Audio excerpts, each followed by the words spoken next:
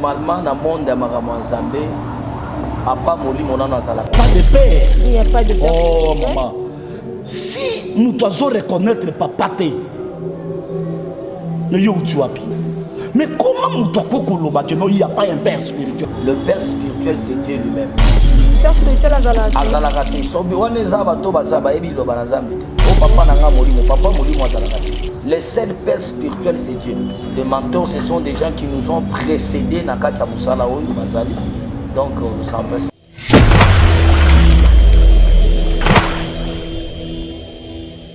C'est ça l'erreur bazana moi. Pour na bango bazo ni existence ba père, bazo komakana ba mentor. Qui est mentor? Maman, mentor c'est un encadré, c'est un modèle à suivre. Kuti wapi. Ayebi makamna nzambe bengeni.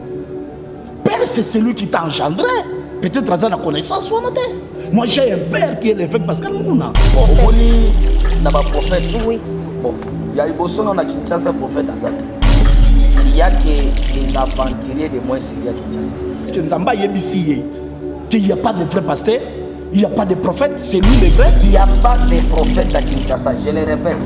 Mouton ya kondi mangate, osana posé un défi, baye na plateau à Vandinga na Vandi. Tout se démontrer qu'il n'est pas un prophète. Parce que les appels m'avaient dit. Le prophète de Nîmes, c'est Bazali. Le prophète de Nîmes, c'est un grand prophète. Oh, bah, de Nîmes, c'est tout. Azalaka prophète. Mais il se trompe. Nzamba sans Nzamba moutou mon côté.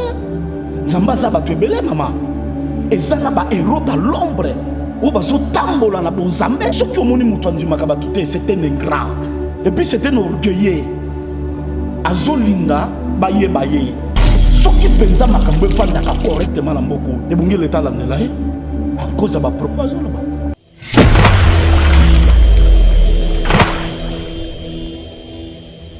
Mouton ya kondi mangate, osana posé un défi, baye na plateau à Vandinga na Vandi. Tout se démontrer. La Bible est là, la Bible est claire. Ce comme on est un pasteur, église, au bazobo ya mafuta, et cette église à Kindoki ya Moni. Pratiquer badloko mususu wana te. Te.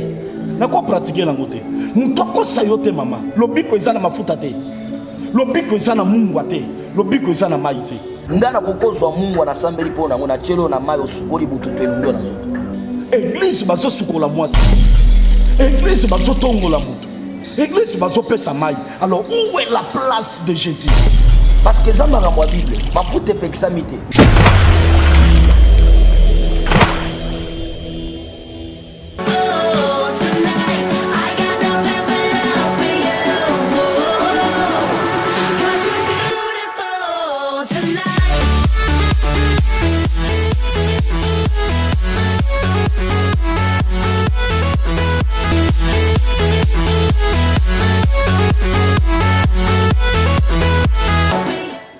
Balandia Full Business TV, tu as maman na likam kande balubaka, guerre entre le pasteur.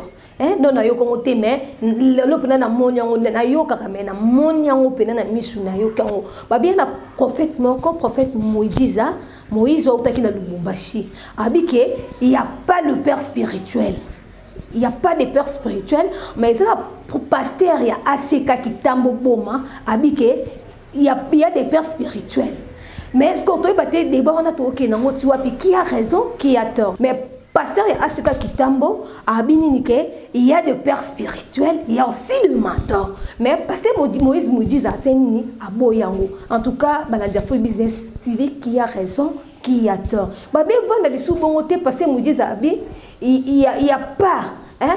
Il n'y a pas de prophète. Papa n'a bella bassin dans prophète belé baza awa.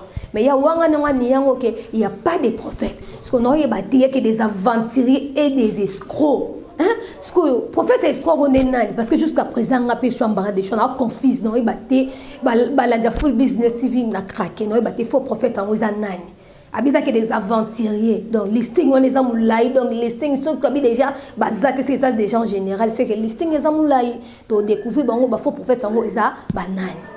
faux prophète en Zolba. Donc, il a bolbi Denis. Bon, en fait, on a dit Denis, ça prophète, ou Yangouya, ou spécial professeur, ton ça va stade des martyrs, ou Yamba, va taper ça, va professeur, et c'est la même chose grave, Yazoni, Nani, prophète Denis, ça faux prophète. Non, non, il va être faux prophète, après ça, est prophétie. Et salamate, ou bien, à l'obéla est prophétie, ou soit tapant à côté, en tout cas, chose grave, nous, balandia full business, TV, bien, abo, ebisabiso, qui a raison, qui a tort dans ma cambo, mais chose grave, pasteur James Mbia, il y a Aseka Kitambo, donc à l'obé, il y a des prophètes, c'est belé, donc à Tanga qui va prophète et belé à reconnaître, parce que tous les bâtés, nous balandia full business, TV, benga, beau pèse, biso, non, on a raison, non, on a tort.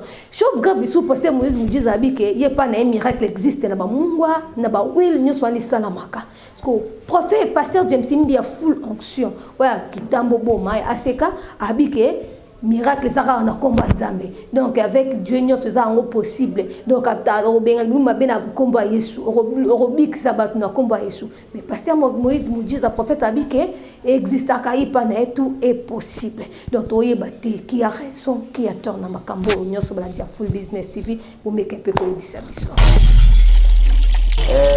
Normalement dans le monde de Makambo Zambé a pas moli mon nom dans la pas de père. Il n'y a pas de père. Oh maman. Si nous devons reconnaître papa te, mais yo tu wapi? Na biso no so nege tozali, to parachute te, to utilola te.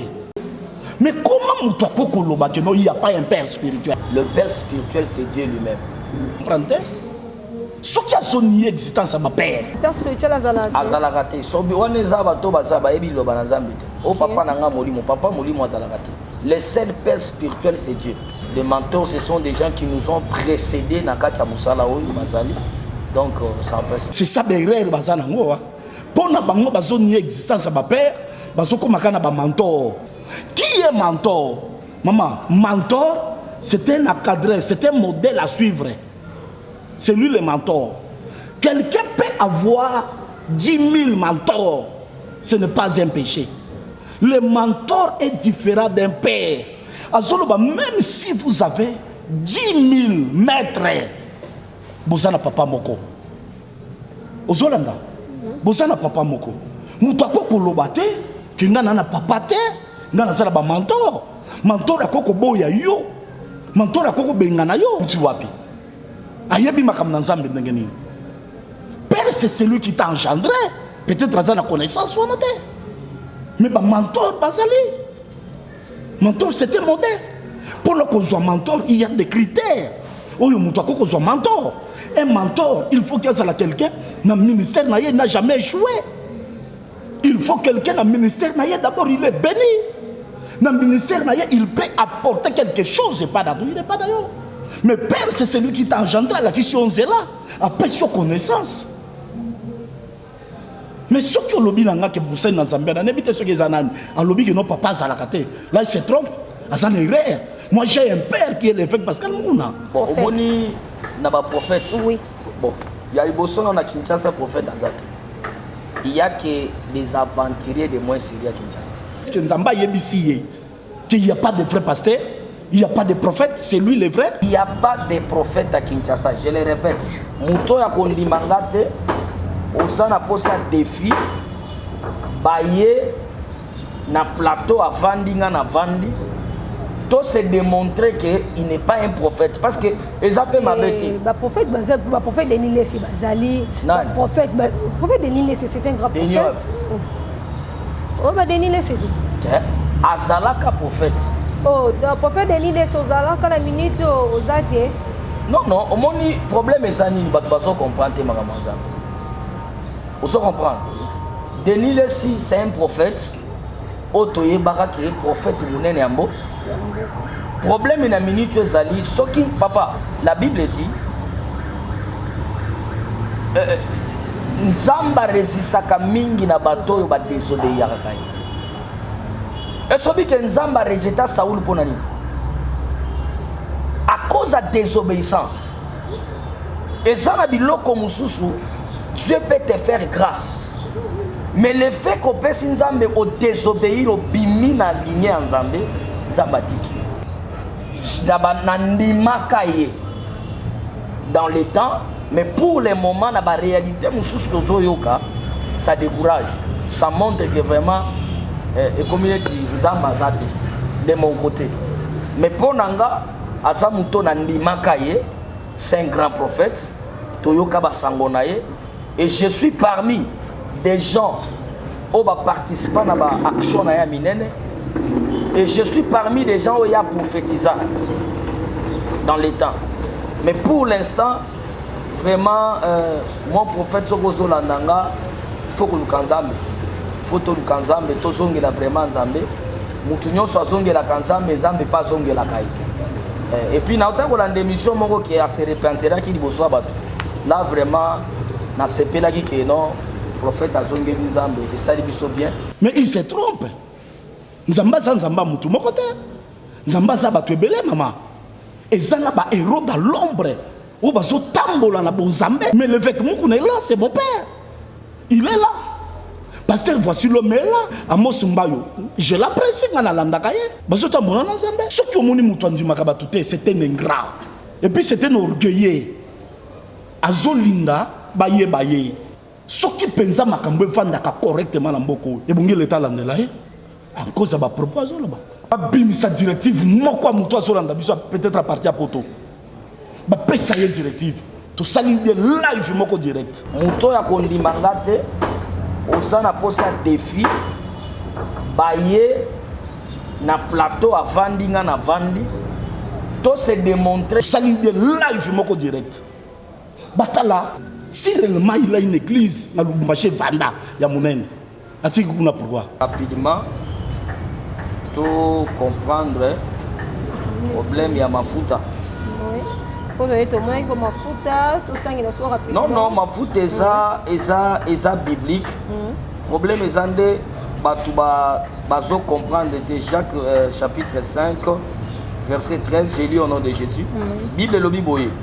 Quelqu'un parmi vous est-il dans la souffrance qu'il prie? Quelqu'un est-il dans la joie qu'il chante des cantiques? Quelqu'un parmi vous est-il malade, qu'il appelle les anciens de l'église et que les anciens prient pour lui en loignant d'huile au nom du Seigneur? C'est-à-dire, Bible est Zoloba, Bible est claire. Ce comme on dit un pasteur, église, au bazobo ya mafuta, et cette église à Kindoki à Molili. Pratiquer Babylone comme sous wanate. Té, n'a quoi pratiquer la moté? Nous toko sayote maman. Lobiko ezana mafuta té. Lobiko ezana mungwate. Lobiko ezana maite. Ndana kokozwa Mungu anasambeli pona ngona chelo na mayo sukoli bututu elungo na zoto. Église bazo sukola mwasi. Église bazo tongola mutu. Église bazo pesa mai. Alors où est la place de Jésus? Parce que ça m'a renvoyé la Bible. Ma foute pexamité. C'est-à-dire Bible lobi lorsque mutu azobela. Bobenga bancien avant ko sambela pona yeba wendre mafuta. Ndeba sani ba sambela pona eza biblique. Parce que eloko ebebisi mafuta ezani. Ba pasteur à Kinshasa komi mutu afongoli kama boutique na ye. Do liboso église atie mafuta bandi koteka mafuta. Atie mafuta ya $10, il y a $20, il y a $50, il y a $100 azoteka mafuta et puis batu bazowele la kosoma mafuta. Wana eza biblique. La Bible n'a pas dit de vendre l'huile, mais la Bible dit de prier pour les gens kopakola ko wendre bango mafuta. Où est la place de Jésus? Mungu soko tangi na Bible on comprend Elisa komi na Jéricho. Mboke zakia kubeba sengi Mungu na sana bibo memanga na source Mungu na monde spirituel ezana makambo ebele. Où est la place de Jésus? O bato ebele baye bagati. Ndana kokozwa Mungu na sambeli pona ngona chelo na mayo sukoli bututu elungo na zoto. Maman, le sali lobiko ezotaka na kombo na Yesu. Ngai ndenge balakisa ngai na connaissance na zona makambo na Nzambe. Na koko pratiquer Mungu ate. Na fungola ka betwala bato. Na zongisa ka ba chance ndenge nazali aho. Na fungola ka betwala na zongisa ka ba chance bato. Fungola ngona oui na mafuta ou bien na prière. Il y a de service na bo zamba ko utiliser nga na Mungu. Osukoli yango na sambeli pe pono bututu elungwe. Otamboli na balabala okuta na mundele. Voyage kangama ki pona bututu. Na sambeli li Mungu bien citroche na mayo sukoli e fongoli voyage. Ce sont des services prophétiques. Et na kwa biso mabe ya mafuta siko ezanini. O lelo ba prophète alokuta Kinshasa ba baby siko makamba mafuta. Bible bi lorsque mutu aza maladi, Bobenga anciens, quand on dit les anciens, ce sont les évêques comme nous, Bampaka. Vous comprenez? Pour nous, l'évêque et l'évêque, il faut à la papa Mukolo, parce que dans l'évêque Jeanne Boy. Non, non.